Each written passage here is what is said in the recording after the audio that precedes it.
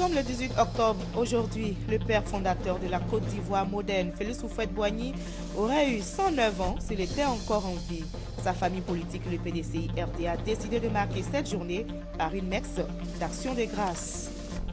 À Soubré, des individus spécialisés dans la fabrication de faux produits phytosanitaires ont été arrêtés. Ils vendaient ces produits aux paysans sous le label du Conseil Café Cacao. La France procède depuis ce matin au premier contrôle de passagers en provenance de la Guinée, l'un des pays touchés par le virus Ebola. Les passagers ont été dépistés avec un thermomètre laser pour détecter d'éventuels cas de fièvre. Et en sport, football, Super Coupe pour Félix Houphouët-Boigny. Le Soleil Sport de San Pedro a battu aujourd'hui la SEC Mimosa sur le score de 2-0. C'est la troisième fois consécutive que le CEO arrache la Super Coupe Félix Houphouët-Boigny. Bonsoir à tous, bienvenue dans le 20h sur RTI1. La vie, le parcours, l'œuvre du président Houphouët-Boigny, nous en parlons aujourd'hui dans la page culture. Notre invitée est Isabelle Kassi-Fofana, directrice de Fratmat Édition. Houphouët-Boigny, le bâtisseur, l'œuvre publiée par Fratmat Édition, retrace dans plus de 200 photos les 60 ans de la vie du premier président ivoirien. La page culture, ce sera dans quelques minutes, juste le temps de parcourir l'actualité nationale. Et justement, le Premier ministre vient de regagner Abidjan après un séjour à Washington, aux États-Unis d'Amérique. Cablan Duncan a pris part aux assemblées annuelles du groupe de la Banque mondiale et du Fonds monétaire international. Les débats ont porté sur les questions d'intérêt telles la lutte contre la pauvreté, l'emploi et la croissance. Et en marge de ces assises, le Premier ministre a eu des rencontres pour parler des opportunités d'investissement en Côte d'Ivoire. À présent, je vous livre ce communiqué du gouvernement ivoirien suite à la décision de la République du Ghana de recourir à un arbitrage international pour la délimitation de la frontière maritime entre le Ghana et la Côte d'Ivoire. Le gouvernement ivoirien a adressé ce vendredi 17 octobre 2014 une réponse à cette notification à l'agent du Ghana et aux représentants diplomatiques du Ghana en Côte d'Ivoire et auprès des Nations Unies à New York. La République de Côte d'Ivoire a procédé par la même occasion à la nomination du juge Ronnie Abraham en qualité de juge principal pour la partie ivoirienne. L'administration publique ivoirienne et le défi de la modernisation, c'est le thème des journées portes ouvertes organisées par le ministère de la fonction publique et de la réforme administrative depuis 3 jours. Et le ministère expose sur ces réformes qui consistent notamment à la mise en place d'un système de gestion intégré des fonctionnaires et agents de l'État. Adama Kamagate, Gabriel Zani. Comment avoir une administration publique moderne et compétente et surtout une administration publique en parfaite synergie avec ses agents? C'est tout l'intérêt de ces journées portes ouvertes lancées ce jeudi 16 octobre au ministère de la fonction publique. Pour ce faire, de nombreuses initiatives ont été prises par le ministère de la fonction publique et de la réforme administrative. La mise en place du système intégré de gestion des fonctionnaires et agents de l'État, qui est un outil privilégié de gestion des ressources humaines de l'État et qui permet aujourd'hui de gérer tous les actes concernant la carrière des fonctionnaires avec efficacité et célérité pour le plus grand bonheur de nos concitoyens. À côté de ce système intégré de gestion des fonctionnaires et agents de l'État permettant d'assurer une gestion de proximité, de maîtriser les effectifs et la masse salariale, d'autres réformes sont en voie de réalisation. Avec cet outil, il n'est pas obligé de venir à Abidjan, il peut s'arrêter à Danané ou à Mans, ce qui fait déjà un pas vers le gain de temps, parce que la permission pour aller à Danané, peut-être ça sera un jour, alors que la permission pour venir à Abidjan, ça va être 3 jours. Donc l'État gagne et lui-même, il gagne. Des agents fondent beaucoup d'espoir sur ces réformes qui ouvrent un cadre d'échange avec les partenaires au développement. Nous avons eu une présence assez importante des fonctionnaires et de tous les partenaires du ministère. Nous sommes dans l'ensemble satisfaits des résultats que nous avons obtenus cette journée. L'infirmerie et la cantine du ministère ont été inaugurées au cours de ces rencontres d'échange. Ces journées démarrées jeudi prendront fin ce samedi 18 octobre où 500 fonctionnaires et agents de l'État seront décorés. L'État de Côte d'Ivoire recherche 86 milliards de francs CFA pour la mise en œuvre du programme Phoenix. C'est un programme qui va permettre de créer à l'horizon 2020 des PME compétitives, dynamiques et innovantes. Et à terme, ce programme devrait aussi permettre de créer ou de favoriser le retour dans le formel de 50 000 à 60 000 PME, nous explique Francis Boifo. Le programme Phoenix, encore appelé Stratégie de développement des petites et moyennes entreprises PME, présenté aux bailleurs de fonds, s'articule autour de 4 piliers stratégiques. Il s'agit de l'accès au financement et au marché, de l'amélioration de l'environnement des affaires, du renforcement des capacités des managers et du développement d'une véritable culture entrepreneuriale. Pour la mise en œuvre de ce programme devant aider les PME à augmenter leur contribution au produit intérieur brut national qui se situe entre 18 et 20%, l'État est à la recherche de financement. C'est un programme qui s'inscrit dans la durée.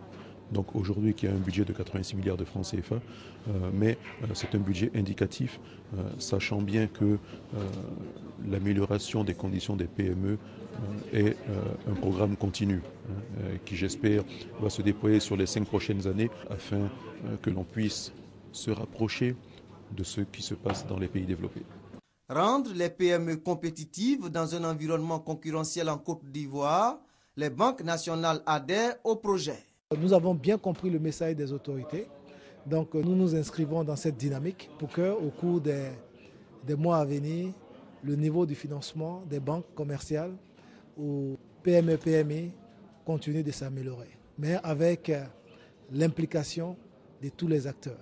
Si les 50 mesures que comporte la stratégie de développement des PME sont exécutées, le programme Phoenix va créer entre 300 000 et 400 000 emplois d'ici à 2020. L'Assemblée des districts et régions de Côte d'Ivoire, dirigée par l'ancien Premier ministre Jano Kwadio Aoussou, vient d'initier une formation au bénéfice des membres de l'organisation.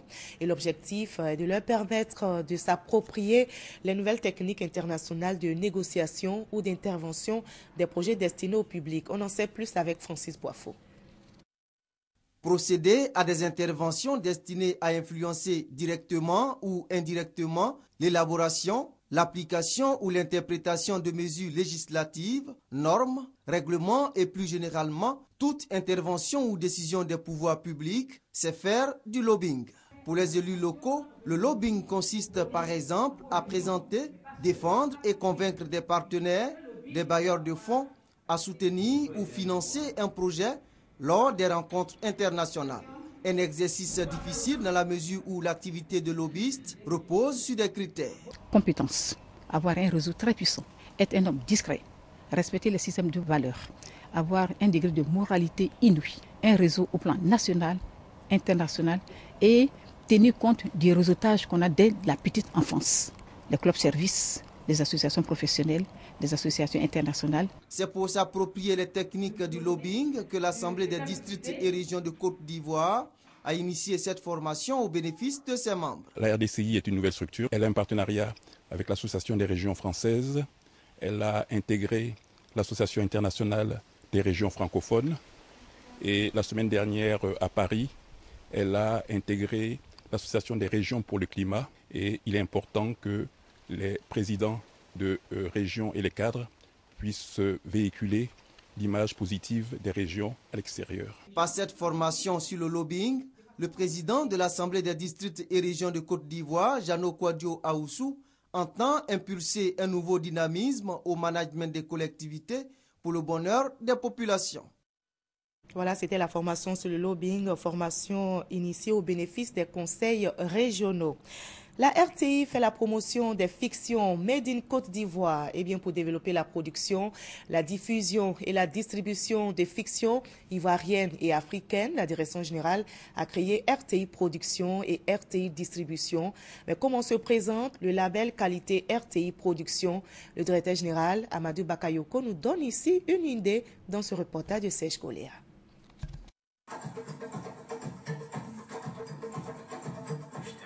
Produire des fictions ivoiriennes de qualité en collaboration avec des réalisateurs privés en vue de conquérir des marchés africains et internationaux. La RTI, la radiodiffusion-télévision ivoirienne, un des pionniers de la production cinématographique en Afrique, veut ainsi réaffirmer son expertise avérée dans la réalisation de séries africaines à succès. Le nouveau label qualité de la RTI pour développer la fiction ivoirienne a été présenté par le directeur général Amadou Bakayoko. Ce label se décline en deux entités étroitement liées. À l'instar de ce qui se fait sur toutes les grandes sociétés internationales de production, nous avons créé une nouvelle marque. Le nom qui a été choisi par tout le monde est RTI Production. Nous nous souvenons tous, devant de nombreux génériques de films internationaux, d'avoir vu beaucoup de noms de ce type. Et aujourd'hui, la RTI assume d'avoir cette marque-là qui va représenter le fait qu'elle s'est impliquée dans un projet. Nous achetons les films. Nous faisons même du préachat, ça veut dire que nous finançons plusieurs mois avant la diffusion du film à l'antenne, nous leur mettons à disposition des fonds. Nous faisons même de la coproduction dans certains cas. Ça veut dire que non seulement nous donnons une part importante du budget du film, mais en plus nous nous impliquons dans la production. Alors bien sûr, quand on a produit, il faut vendre. Donc nous allons les diffuser, c'est un premier élément de valorisation de ces films, mais nous allons également les distribuer à l'international. Et donc pour les distribuer à l'international, nous avons également créé RTI Distribution. Rentrée dans sa phase active il y a quelques mois, la collaboration entre la RTI et les réalisateurs privés porte déjà ses fruits avec les fictions telles que Brouteur.com 2, Rêve sans fin et la tranche Babywood, très appréciée par les téléspectateurs. RTI Production va plus loin en permettant à la célèbre série ivoirienne Ma famille qui a conquis l'Afrique francophone de se vendre dans les pays anglophones.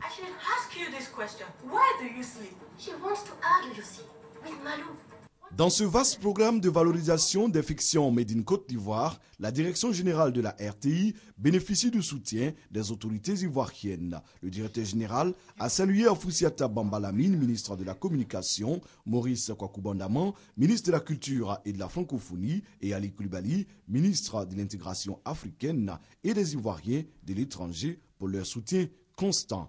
Amadou Bakayoko a annoncé la participation de la RTI en novembre prochain à une rencontre internationale du cinéma et des programmes à Johannesburg en Afrique du Sud, toujours dans la même dynamique de promouvoir et de commercialiser les fictions ivoiriennes. La soirée des Ébonies, soirée organisée par l'UNJCI et qui récompense les meilleurs journalistes de Côte d'Ivoire, aura lieu en janvier 2015. L'annonce a été faite hier par le président de l'Union nationale des journalistes de Côte d'Ivoire, Traoré Moussa. Le reportage est signé Herman Yamien. Le meilleur journaliste 2014 de Côte d'Ivoire sera connu en janvier 2015. Même si la date précise n'a pas été donnée, la cérémonie, elle, se tiendra à Yamoussoukro, la capitale politique du pays. L'information a été donnée par le président de l'UNJCI, l'Union nationale des journalistes de Côte d'Ivoire, à cette conférence de presse. Cette année, nous nous rendons à Yamoussoukro et ce sera la première fois. Nous sommes en train de prendre les dispositions pour réussir l'événement. Le prix du Super Ebony 2013 n'avait pas été attribué. Le jury avait jugé le niveau moyen. Loin d'être considéré comme une insulte, les journalistes de Côte d'Ivoire qui considèrent la non-attribution du Super Prix comme un défi entendent le relever à cette 16e édition de la Nuit des Ébonies. Nous demandons aux journalistes de Côte d'Ivoire de continuer à travailler sereinement et que nous sommes en train de travailler pour faire de telle sorte que cette année, le prix Ebony se déroule dans de meilleures conditions. Joseph Anouman, le successeur de César Etou au poste de président de la commission permanente du prix Ebony, invite les journalistes à plus d'abnégation au travail. Que les productions s'améliorent chaque jour davantage et bientôt nous allons donc leur communiquer les nouvelles dispositions que nous prendrons pour qu'à Yamoussoukro, nous ayons un prix Ebony qui convienne à l'UNJCI. Cette année, en plus du trophée et des prix des partenaires, le Super Ebony aura droit à un véhicule flambant neuf. Les populations d'Anyama peuvent pousser un ouf de soulagement. 2 châteaux d'eau sont en construction dans leur commune. C'est un don du président de la République pour leur permettre d'avoir de l'eau potable. C'est ce que nous dit Doua de Lazer. Depuis plus de 8 ans, l'eau est une denrée rare au quartier Belleville, dans la commune d'Anyama.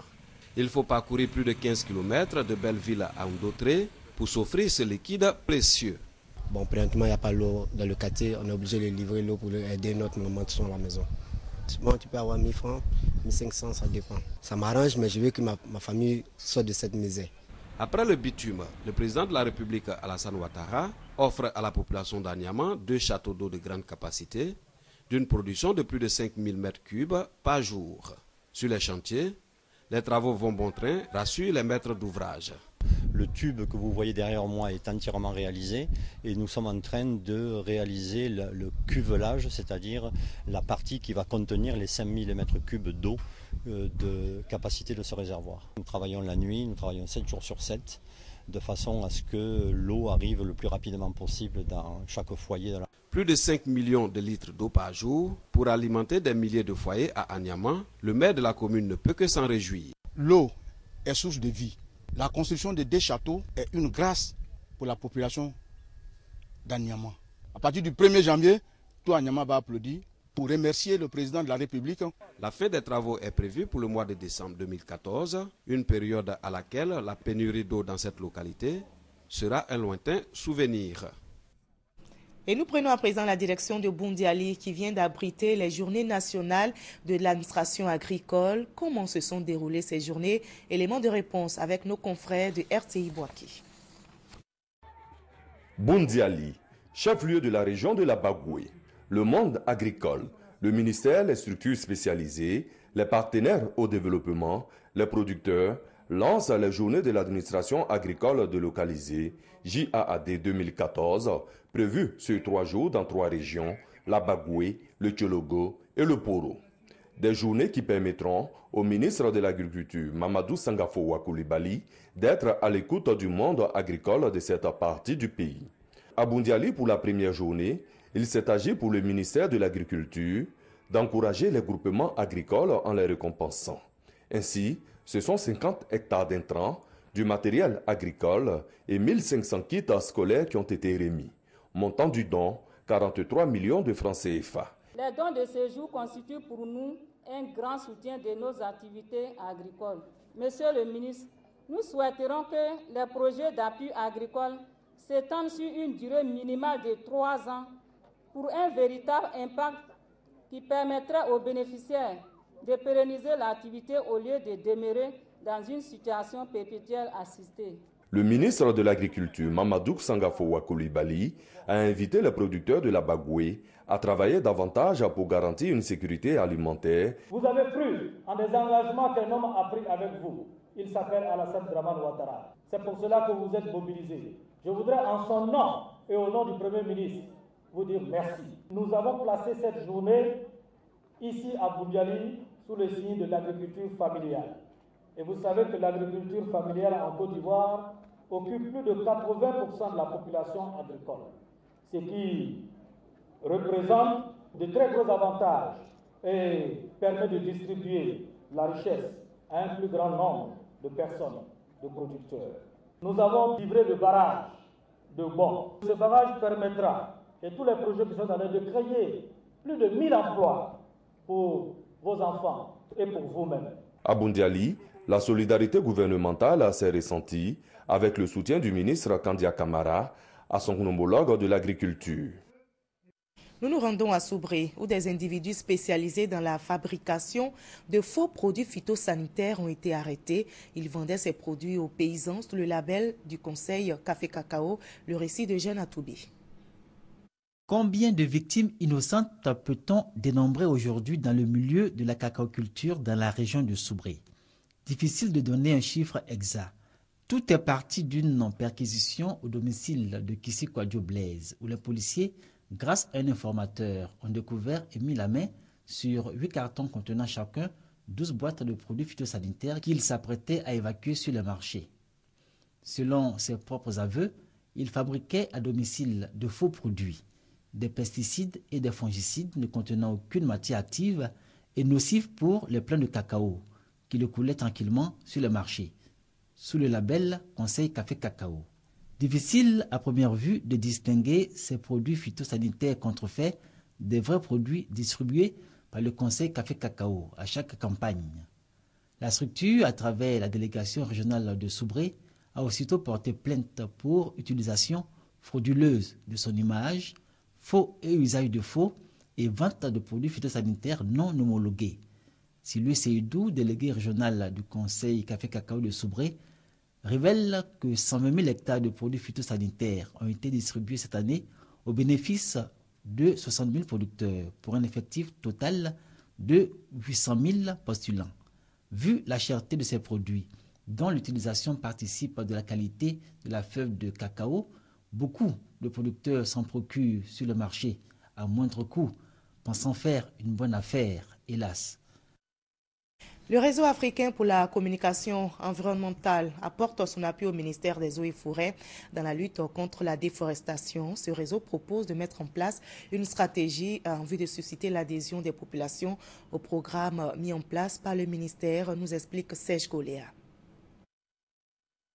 La forêt ivoirienne a considérablement été victime de déforestation en moins de 40 ans. Elle est passée de plus de 16 millions d'hectares en 1963 à quelques 1 900 000 hectares aujourd'hui.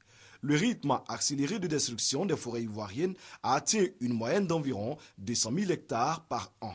Le ministère des Eaux et Forêts veut accentuer le combat contre la déforestation. Avec le soutien du RAS Côte d'Ivoire, le réseau africain pour la communication environnementale, le ministère entend sensibiliser les populations en les amenant à éviter les feux de brousse, l'exploitation abusive des forêts et les cultures sur brûlis pratiquées dans les forêts. Le président du réseau africain pour la communication environnementale, David Mobio, et les membres de son organisation se sont engagés à s'impliquer dans toutes les actions de sensibilisation sur la protection des forêts. Le réseau africain pour la communication environnementale a profité de cette rencontre avec le ministre des Eaux et Forêts, Babo Daré, pour présenter ses activités. Le RAS Côte d'Ivoire, a indiqué David Mobio, a pour mission d'informer, sensibiliser par les médias et autres moyens de communication les gouvernants, le secteur privé, les établissements publics, les partenaires au développement et la population sur la gestion de l'environnement. Le RAS Côte d'Ivoire conçoit, monte et réalise des projets d'action sur le terrain liés à la salubrité, à l'hygiène, à la santé, à l'assainissement, à l'eau et à la gestion des ressources naturelles et au développement durable.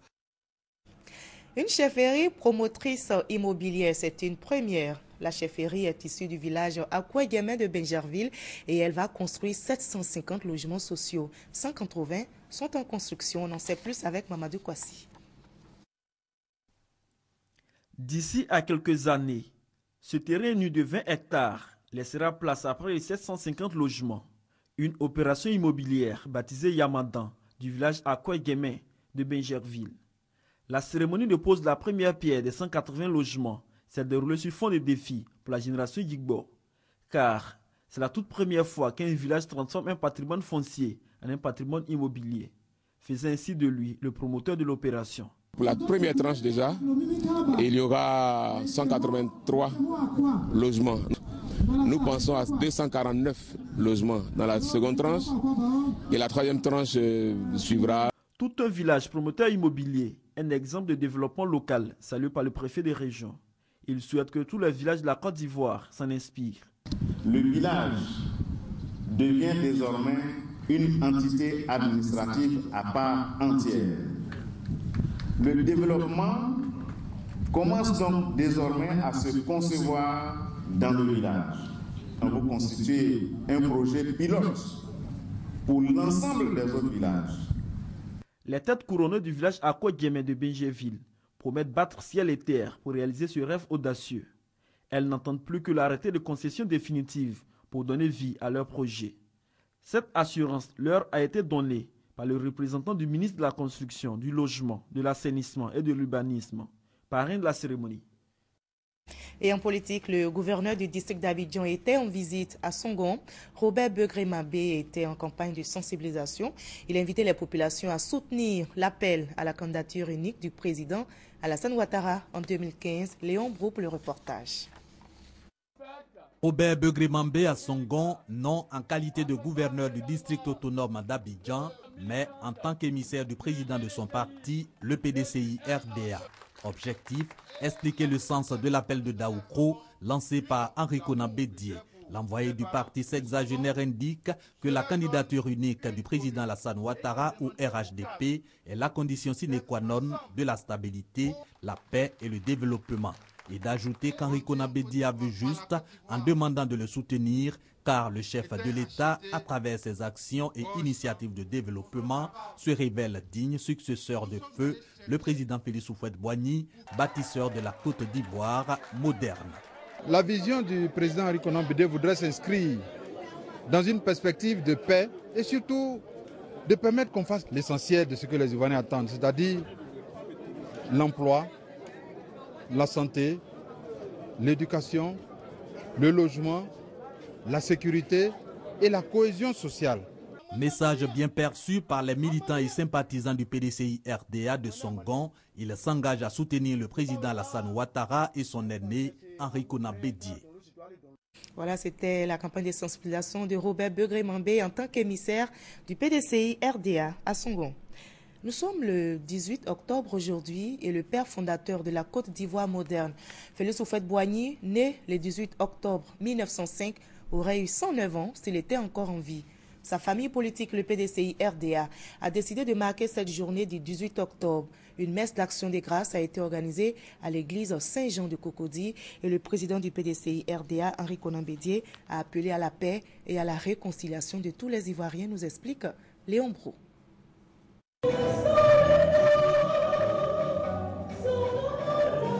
1905-2014, le président Félix Houphouët-Boigny aurait eu 109 ans ce 18 octobre, n'eût été son rappel à Dieu le 7 décembre 1993. N'empêche, le PDCI-RDA, le parti politique qu'il a fondé, est solidaire de sa famille biologique pour rendre grâce à Dieu pour la naissance de celui qu'il est convenu d'appeler le bélier de Yamoussoukro. C'est que ses 88 ans sur terre, Félix Houphouët-Boigny les a mis à profit pour accomplir des actions si positives qu'on ne peut s'empêcher de magnifier sa naissance. Il a fallu Félix Houphouët-Boigny pour transformer une poussière de tribus et d'ethnies que comptait notre pays en une nation moderne. Cet anniversaire est une occasion pour nous de nous remémorer cette phrase qu'il affectionnait tant, la paix, ce n'est pas un mot, c'est un comportement. Félix Houphouët-Boigny aura été, pour le célébrant de cette messe d'action de grâce, cet artisan de paix dont l'œuvre mérite d'être perpétuée. Pour le père André Nkayo, c'est à ce prix que la Côte d'Ivoire renouera avec la stabilité, la paix et le développement. Le président du PDCI-RDA peut donc se réjouir car, dit-il, son appel à soutenir la candidature unique du président Alassane Ouattara au RHDP répond à ses impératifs. Nos missions sont à l'intérieur du pays. Elles ne sont pas encore de retour, mais ce que j'enregistre, c'est la réaction favorable de la population ivoirienne. Cette messe anniversaire de la naissance de feu le président Félix Houphouët-Boigny aura mobilisé aux côtés de ses familles biologiques et politiques la grande famille des Houphouëtistes, dont les présidents du MFA et de l'UPC.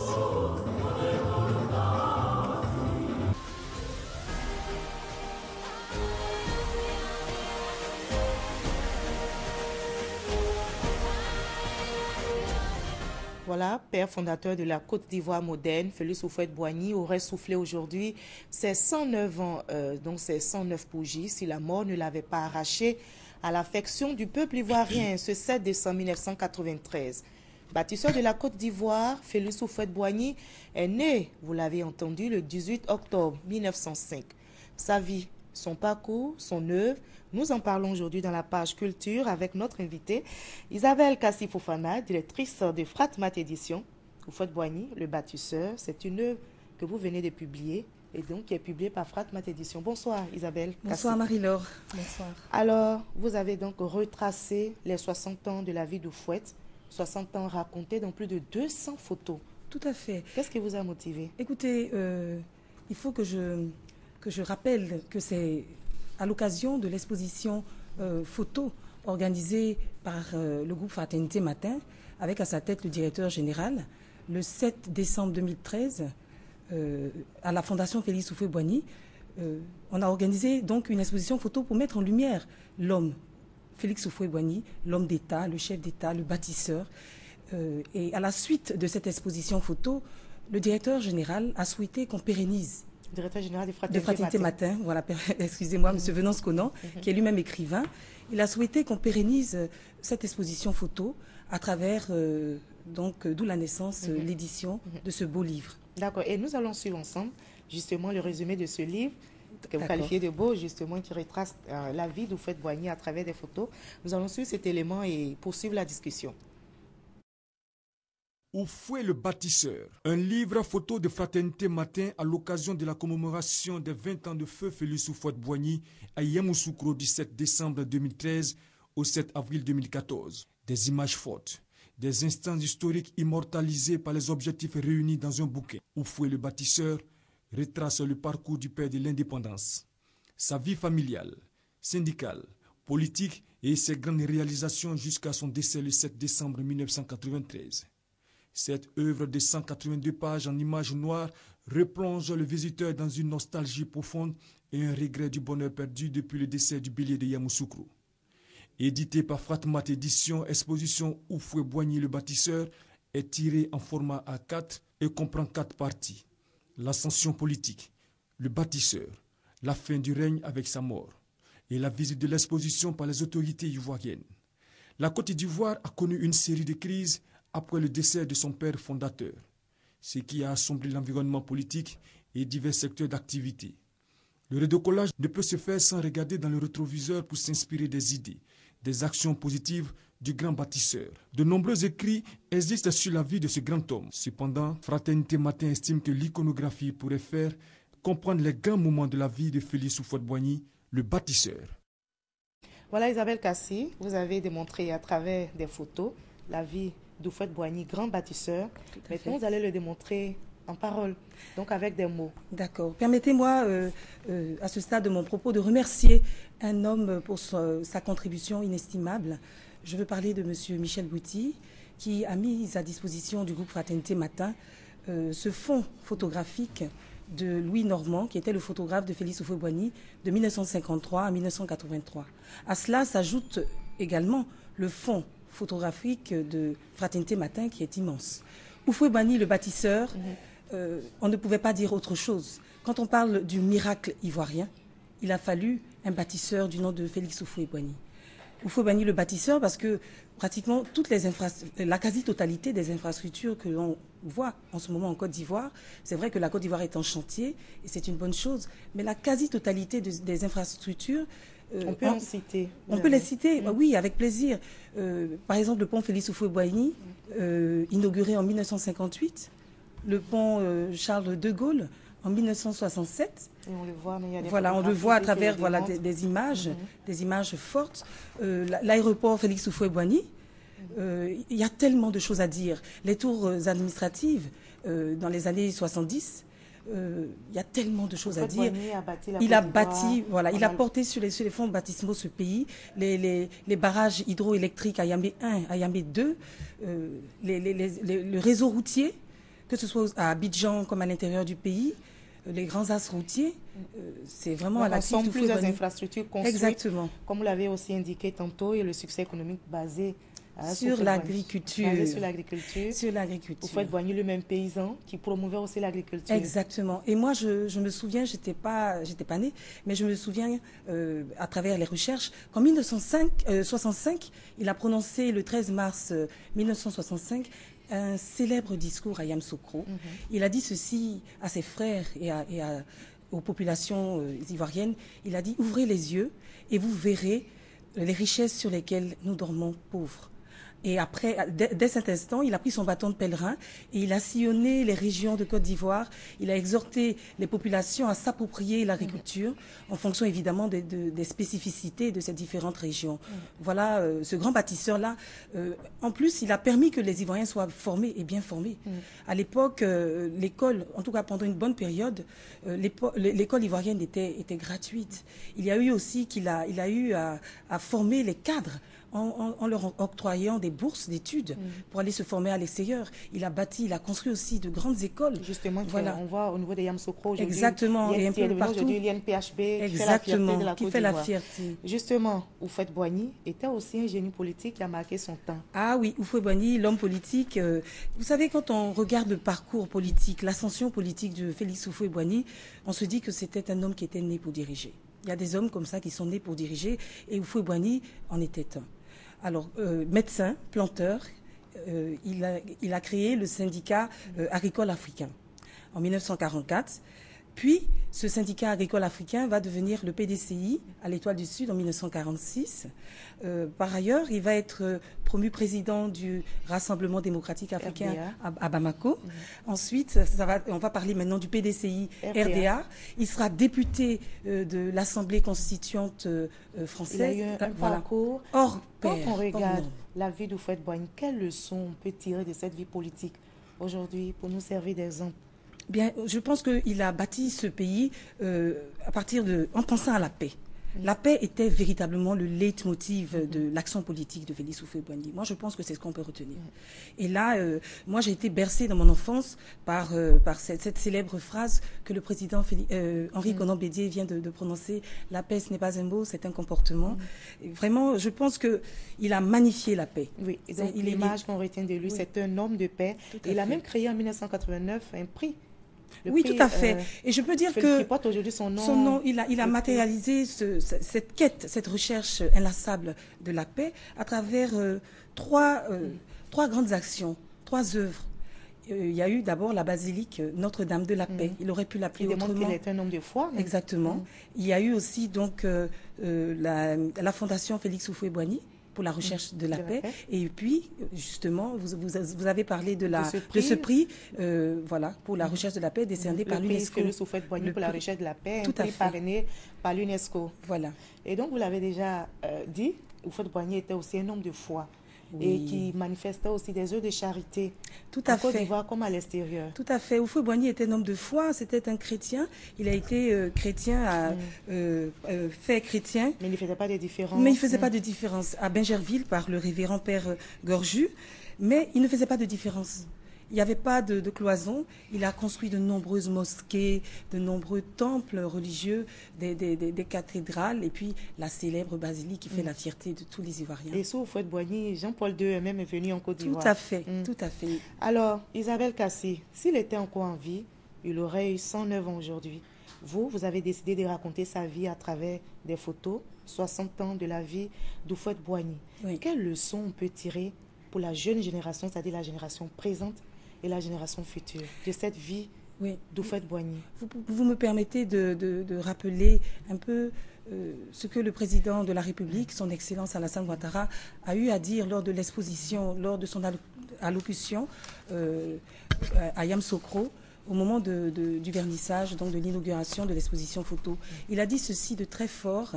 Il a dit que Houphouët-Boigny était le bien commun, le bien précieux de tous les Ivoiriens. Alors, nous, au niveau de Fraternité Matin, on s'est dit qu'il fallait qu'on aide les Ivoiriens à s'approprier cet héritage politique, philosophique, économique d'Houphouët-Boigny. Et on a décidé donc de pérenniser son œuvre à travers ce beau livre. Je dis bien ce beau livre qui est un joyau, qui est bien précieux, le contenu est vraiment précieux. Ce beau livre a été fait par des spécialistes de la brochure. Il a été cousu, collé. Et je pense qu'ils vont découvrir. Ils vont le découvrir. Ils vont prendre ce livre. Il suffit de ce moment de se rendre à Fraternité Matin. Ou dans les librairies de la place. Merci beaucoup, Isabelle Kassi Fofana, d'avoir répondu à nos questions et d'avoir permis de découvrir la vie d'Houphouët-Boigny à travers ses photographies. C'est moi qui vous remercie. Et nous poursuivons pour dire que ce 18 octobre est aussi célébré la journée mondiale de la ménopause. L'OMS appelle toutes les nations à donner à la santé après la ménopause une place primordiale dans la recherche et la santé publique. La ménopause correspond à la fin de la période de reproduction de la femme et synonyme de bouleversement dans la vie effective et physique de la femme. La ménopause se déclenche généralement vers la cinquantaine. La France procède depuis ce samedi au premier contrôle de passagers en provenance de la Guinée, l'un des pays touchés par le virus Ebola. Les passagers ont été dépistés avec un thermomètre laser pour détecter d'éventuels cas de fièvre. À leur arrivée à l'aéroport de Paris-Charles de Gaulle, des contrôles de sécurité qui s'ajoutent aux mesures déjà existantes en Guinée, au Libéria et en Sierra Leone. Voilà, en sport, football, Super Coupe Félix Houphouët-Boigny, le CE Sport de San Pedro a battu aujourd'hui la SEC Mimosa sur le score de 2-0. C'est la 3e fois consécutive que le CE Sport arrache la Super Coupe Félix Houphouët-Boigny. La SEC Mimosa paie les frais de la super forme du moment du CE Sport de San Pedro. 2-0, plus un but à la même affiche de l'édition dernière. 4e Super Coupe Houphouët-Boigny pour les portuaires. Derniers instants du premier tableau, Assalé Roger avec toute son autorité se joue de la défense jaune et noire et de l'intérieur du pied enflamme les filets de Badra Ali. Plus tard, c'est une action solidaire qui a raison du groupe à Guaméné-Alain, l'entraîneur Mimo fraîchement copté.